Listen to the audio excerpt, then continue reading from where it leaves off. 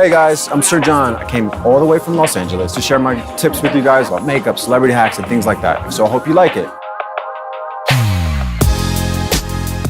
I'm here with my beautiful model, Emma. We're gonna do monochromatic beauty. So monochromatic means using one shade in a multitude of tones. We're gonna start with this honeydew sheer melon, which is almost like a nude lipstick.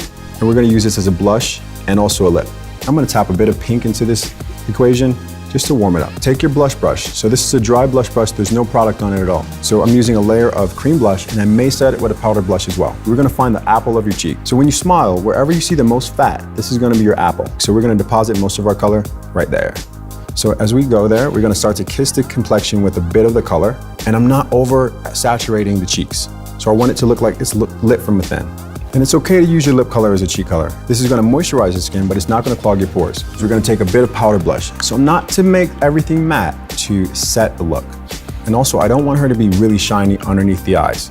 As shiny as possible on the cheeks, but you wanna be matte in the center of the face. If you notice, I'm taking a bit of residue from this powder blush, tapping the temples. So this gives her like a feverish, intoxicating glow.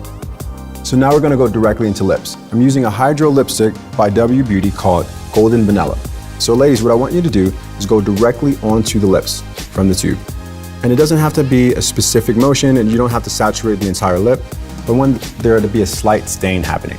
So now I'm gonna take a lip liner and we're gonna emphasize the shape. I like to go on top of the lipstick with lip liner because it just glides across the lips so easily.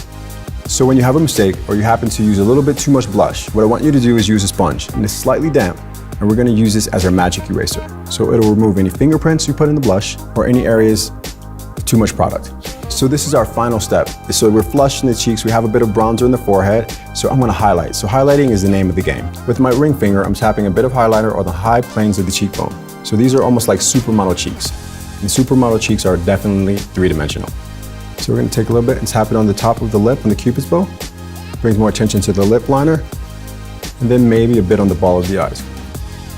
So there you have it. We have everything beautifully flushed, and we use one color in a multitude of areas, and I think there we are.